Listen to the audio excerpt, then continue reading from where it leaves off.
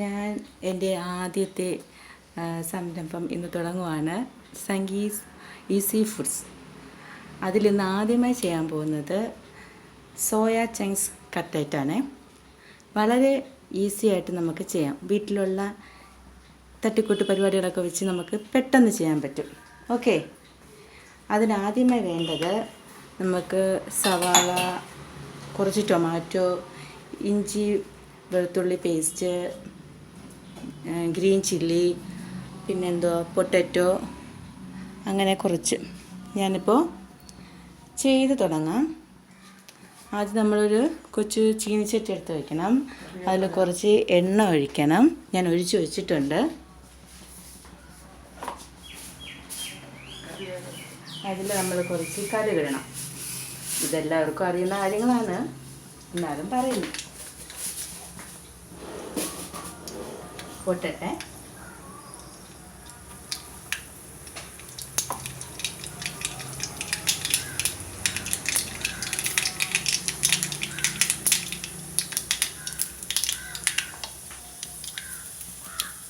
കുറച്ച് കറിവേപ്പില ഇടണം. പിന്നെ എനിക്കെല്ലാം ഇത്തിരി കറിവേപ്പില കുറച്ച് കൂടുതലിടണം. എല്ലാം അത് അവരവരുടെ ഇഷ്ടത്തിനിടാം. ഇനി നമുക്ക് കുറച്ച് സവാള അരിഞ്ഞ് വെച്ചിരുന്ന സവാള അരിഞ്ഞിടാം.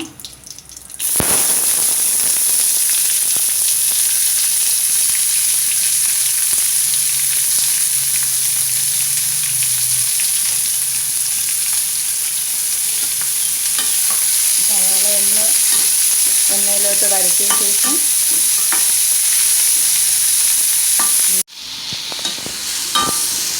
സവാള ഒന്ന് ചെറുതായിട്ടൊന്ന് വാടുമ്പോഴത്തേക്കും നമുക്ക് ജിഞ്ചർ ഗാർലിക് പേസ്റ്റ് ഇടാവേ.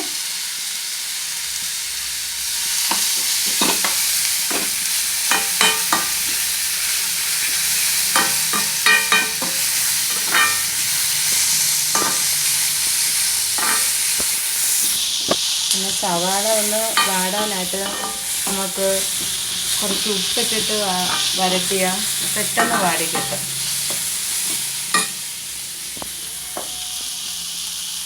ആവശ്യത്തിനുള്ള ഉപ്പിടണം. അതെല്ലാം അവരവരുടെ ഇഷ്ടത്തിന്.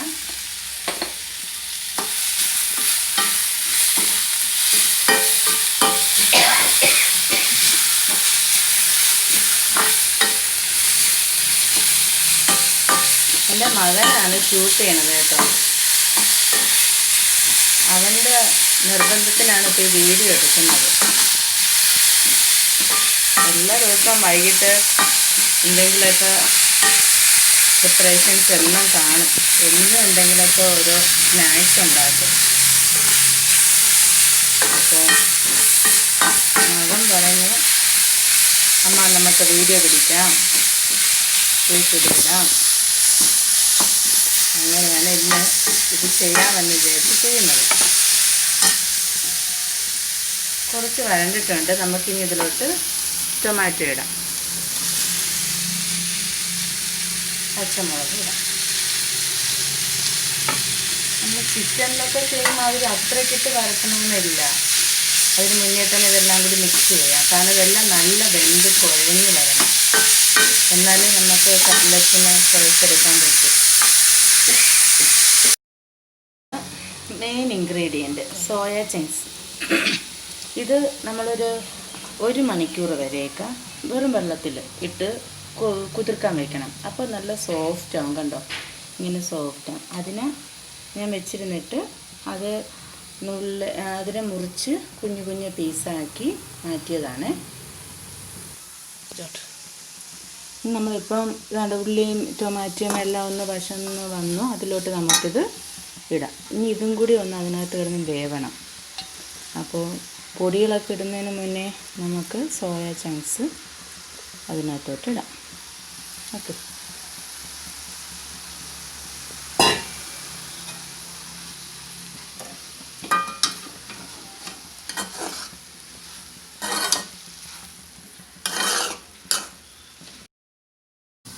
സോയ ചങ്ക്സ് വരണ്ട് വന്നിട്ടുണ്ട്.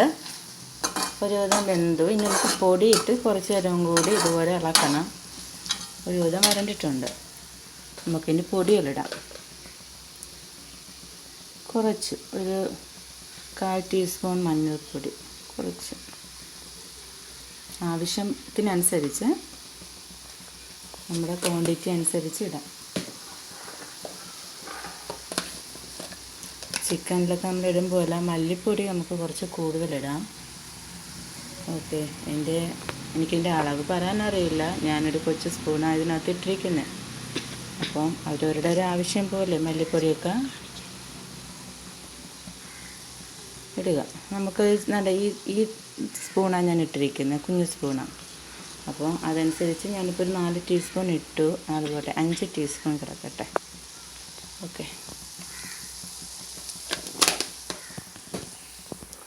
ഇനി നമ്മളുടെ ഓരോരുത്തരുടെ എരിവിനനുസരിച്ചുള്ള മുളക് പൊടി,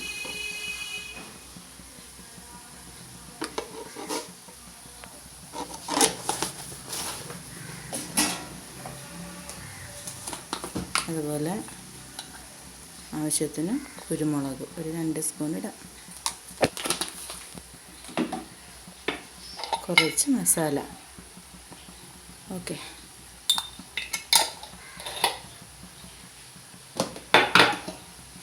ഇനി പൊടികളെല്ലാം മൂക്കണം. അതിന് വേണ്ടി ഒന്ന് വശക്കണം.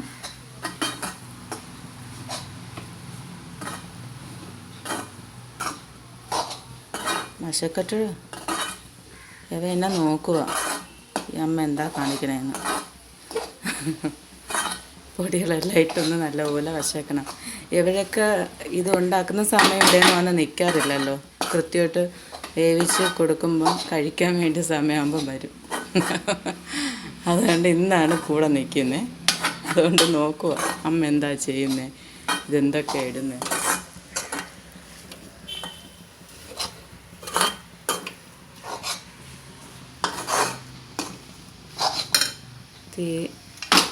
ഫ്ലെയിം ഹൈയിലിടാം. ഹൈയിലിട്ട് നല്ലപോലെ ഒന്ന് മൂപ്പിച്ചതിന് ശേഷം നമുക്ക് പൊട്ടറ്റോനെ നല്ലപോലെ സ്മാഷ് ചെയ്യാം. എന്നുവെച്ചാൽ ഇപ്പോൾ നമുക്ക് ഒന്നെങ്കിൽ ജാറിൽ വെച്ചൊന്ന് അടിക്കാം. അതിൻ്റെ ആവശ്യമില്ല. നല്ലപോലെ ഞാൻ പുഴുങ്ങി വെച്ചിരിക്കുമോ, അപ്പോൾ പിന്നെ നല്ലപോലെ കൈ വെച്ച് ഒന്ന് പൊടിച്ച് ചേർത്ത് ഇതുമായിട്ട് മിക്സ് ചെയ്ത് കുഴച്ചെടുത്താൽ മതിയാകും.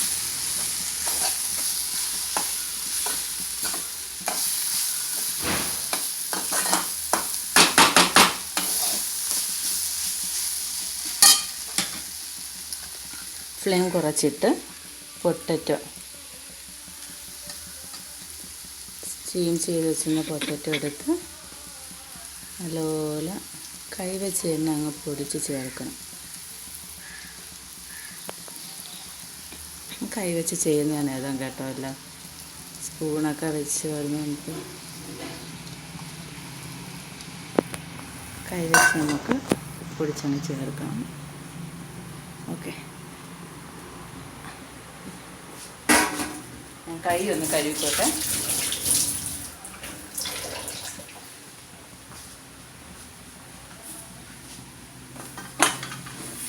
ഇനി അത് മിക്സ് ചെയ്യണം. ഇതുമായിട്ട് നല്ലതുപോലെ മിക്സ് ചെയ്യണം.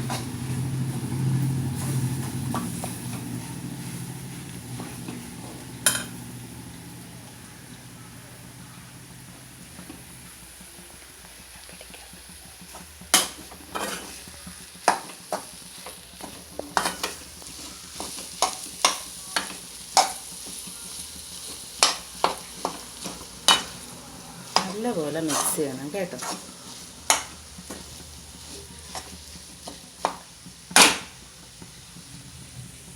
ഇനി മിക്സ് എല്ലാം ചെയ്തതിന് ശേഷം ഞാൻ കാണിച്ചു തരാവേ.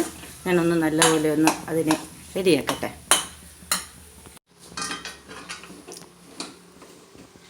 ഓക്കെ, ഇപ്പോൾ ഇത് നല്ലപോലെ കട്ടിയായിട്ടുണ്ട് കേട്ടോ. ചെറിയ ഒരു കട്ടിയായില്ലെങ്കിൽ നമുക്ക് കട്ടിയാക്കാൻ വേണ്ടി വേണമെന്നുള്ളവർക്ക് കുറച്ച് അരിപ്പൊടി ഇടാം കേട്ടോ. അരിപ്പൊടി ഇട്ടാൽ ഒന്ന് കട്ടിയാവും, മുറുകും. ശർക്കര കട്ടിയാകാൻ വേണ്ടി ഇടാം. താല്പര്യമുള്ളവർ ചെയ്താൽ മതി. ഇല്ലെങ്കിൽ ഇതുപോലെ നല്ലപോലെ വശയ്ക്ക് നിൽക്കണം. ഓക്കെ, ഇനി നമുക്കിത് തണുക്കാൻ വയ്ക്കണം. ഫ്ലെയിം ഓഫ് ചെയ്യാം, എന്നിട്ട് തണുക്കാൻ വയ്ക്കണം. തണുക്കാൻ വെച്ചിട്ട് ഇനി നമ്മളിത് തണുക്കുന്ന സമയത്തേക്ക് തണുക്കുന്ന സമയത്തേക്ക് നമുക്ക് ബ്രെഡ് സ്ക്രംസ് ഉണ്ടാക്കണം. ബ്രെഡ് പൊടിച്ച് ഇതുപോലെ ഞാൻ ചെയ്ത് വെച്ചിട്ടുണ്ട്. ബ്രെഡിനെ പൊടിച്ച് മിക്സിയിൽ പൊടിച്ച് നല്ല ഇതാക്കി വയ്ക്കുക. പിന്നെ കട്ട്ലറ്റ് സ്ഥിരം നമ്മൾ ഉണ്ടാക്കുന്നത് മുട്ടയാണ്. മുട്ട എടുത്തിട്ട് ഇതുപോലെ നല്ലപോലെ ഉടച്ചോ അല്ലെങ്കിൽ മിക്സിയിലടിച്ചോ നമ്മൾ കലക്കി വയ്ക്കും. പക്ഷേ അങ്ങനെയും ചെയ്യാം, അല്ലാണ്ട് മൈദാമാവ് കലക്കിയും വയ്ക്കാം. നമ്മൾ ഇപ്പോൾ ചിക്കനും മട്ടനൊക്കെ വയ്ക്കുന്ന സമയത്തൊക്കെ ആണെങ്കിൽ മുട്ട മതി. പക്ഷേ വെജിറ്റബിളൊക്കെ ചെയ്യുന്ന സമയത്ത് ചിലപ്പോൾ ഞാൻ ചെയ്ത സമയത്തൊക്കെ അത് പൊടിഞ്ഞു പോയിട്ടുണ്ട്. മൈദ ആകുമ്പം പൊടിയില്ല, നല്ല കവർ ചെയ്തിരിക്കും. അതുകൊണ്ട് ഞാൻ ഇന്നിപ്പം മൈദയാണ് കലക്കിയിരിക്കുന്നത്. മുട്ടയും ചെയ്യാമെന്നുള്ളവർ മുട്ട ചെയ്യാം, ഇല്ല എന്നുള്ളവർക്ക് മൈദ ചെയ്യാം. മൈദയും കലക്കി വയ്ക്കുക, ബ്രെഡ് സ്ക്രംസും ആക്കി വയ്ക്കുക. ഇനി അത് തണുക്കട്ടെ. തണുത്തിട്ട് നമുക്ക് ഇനി അടുത്ത് പൊരിക്കാം. ഇനി പെട്ടെന്ന് തീരും, പരിപാടികളൊക്കെ കഴിയാറായി. ഇനി ഇതിനെ ഉരുട്ടുക, മാവിൽ മുക്കുക, ബ്രെഡ് സ്ക്രംസിൽ മുക്കിയെടുക്കുക, എണ്ണയിലിട്ട് പൊരിക്കുക. ഓക്കെ.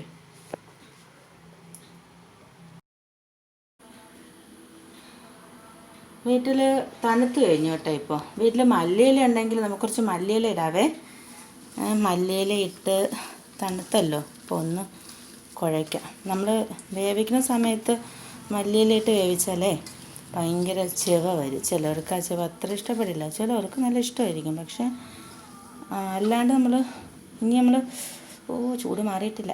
ഇനി നമ്മൾ പൊരിക്കുമ്പോൾ അത് കിടന്ന് വേവുമല്ലോ, അത് മതി. അപ്പോൾ ഇപ്പോൾ ഒന്ന് കുഴച്ചെടുക്കണം. മുകളിൽ വശം തൊട്ടപ്പം ചൂടില്ലായിരുന്നു, അതാ കൈ വെച്ച് കൊടുത്തത്. അപ്പോൾ നല്ല ചൂട്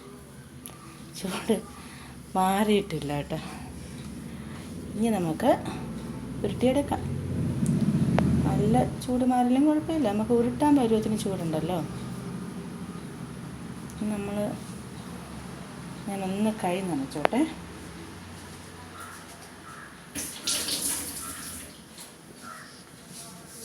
നമുക്ക് ഒന്നെങ്കിൽ വെള്ളം നനയ്ക്കുക, അല്ലെങ്കിൽ ചില എണ്ണ വരട്ടിയാലും മതി. ഒന്ന് ഉരുട്ടിയെടുക്കാം. ആദ്യം ഒന്ന് ഉരുട്ടിയെടുക്കാം. എന്നിട്ട് മൈദയിലോട്ട് ഒരു മുക്കാം. നേരെ ബ്രെഡ് സ്ക്രംബിലോട്ട് ആക്കാം. അവിടെ നിന്ന് ഉരുട്ടി നേരെ നമ്മൾ കയ്യിൽ വെച്ച് ഒന്ന് പരത്താം. കട്ട്ലറ്റിൻ്റെ ഷേപ്പ് അറിയാമല്ലോ എല്ലാവർക്കും. മറ്റേ കട്ട്ലറ്റ് മേക്കർ ഒരു സംഭവം കിട്ടുമല്ലോ വാങ്ങാൻ, സ്റ്റീലിലൊക്കെ ഉള്ള, അതുള്ളവർക്ക് അതൊരു ചെയ്യാം. എനിക്കിവിടെ ഉണ്ട്, പക്ഷേ എനിക്കത് അത്ര ഏതം തോന്നിയിട്ടില്ല. അപ്പം ഞാൻ കൈ വെച്ച് തന്നെ അതേ ഒരു ഷേപ്പൊക്കെ വരുത്തിച്ച് ചെയ്യും. അപ്പം ഇങ്ങനെ കൈ വെച്ച് തന്നെ ആ ഷേപ്പിന് ആക്കി എണ്ണ നല്ല ചൂടായിട്ട് എണ്ണയിലോട്ട് ഇട്ട് കൊടുക്കുക. 2 എണ്ണം ഞാൻ ഉണ്ടാക്കി കാണിച്ചു തരാം. ഇനി എല്ലാം ലാസ്റ്റ് ഫുൾ ഉണ്ടാക്കിയതിന് ശേഷം നമുക്ക് കാണിച്ചു തരാം. ചാട്ട് പിന്നെ 2 എണ്ണം ചെയ്ത് കാണിക്കാം. കാരണം ഇത്രയും ചെയ്ത് വരാൻ കുറേ സമയം എടുക്കില്ലേ. അപ്പം ഞാൻ 2 എണ്ണം ചെയ്ത് കാണിച്ചു തരാം. ലാസ്റ്റ് എല്ലാം ചെയ്തതിന് ശേഷമുള്ള ഇത് കാണിച്ചു തരാം. ഓക്കെ. ഓക്കെ.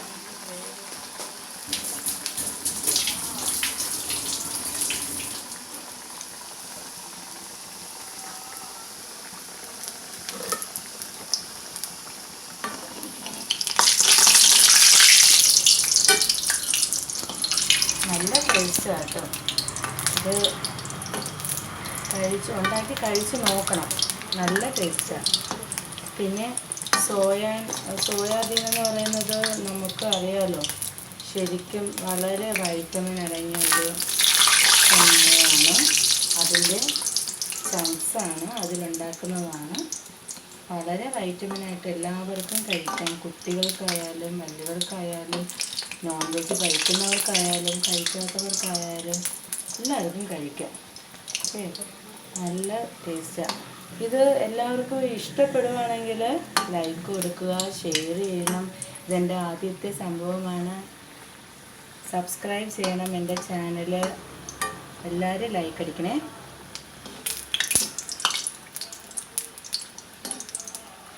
ലൈക്ക് അടിക്കുക.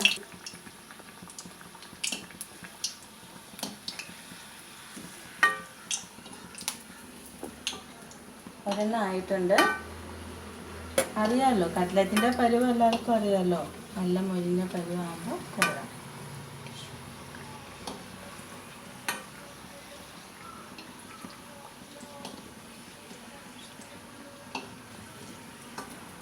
ലൈറ്റിലൊരു കുറച്ച് ടിഷ്യൂ പേപ്പർ ഇട്ടിട്ട് നമ്മൾ പൊരിച്ച് വയ്ക്കുകയാണെങ്കിലേ, ടിഷ്യൂ പേപ്പർ ഉള്ളവർക്ക് അങ്ങനെ ചെയ്യാം. ഉണ്ടെങ്കിൽ അങ്ങനെ ചെയ്ത് വെച്ചാൽ അതിൽ എണ്ണ പിടിച്ച് എടുക്കും. വലുതായിട്ട് അതിൽ എണ്ണ പിടിക്കുന്നില്ല. ചെയ്ത് നോക്കി അറിയായിരിക്കും.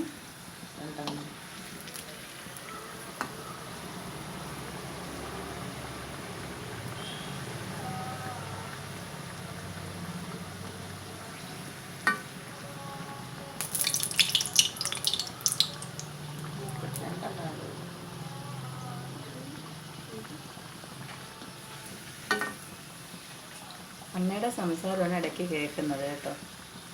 ഇടയ്ക്ക് വന്നിട്ട് വീണ്ടും ഇടൂ എന്നൊക്കെ പറയുന്നതാണ്.